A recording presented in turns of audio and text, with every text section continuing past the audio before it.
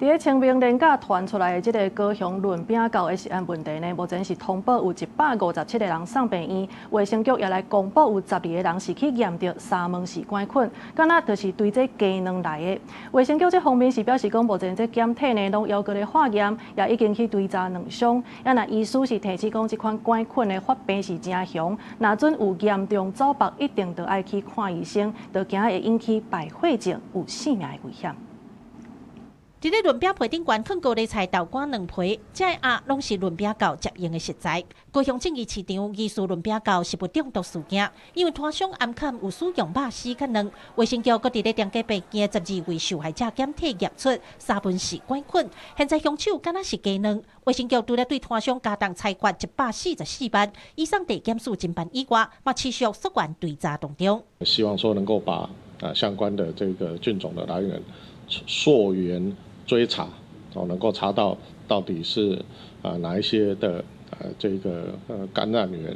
他是買什麼雞蛋？那個正義市場一般的白蛋而已。白蛋而已。現在沒有貨了，都賣完了。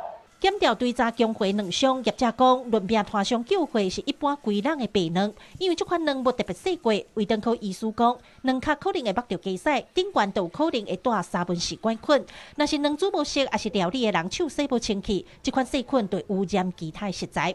通常感染到的人18點鐘內就有症頭，較嚴重的會引起敗血症休克。細菌感染比較嚴重，甚至跑到血液中，引起腹瀉疼痛的症狀比較嚴重。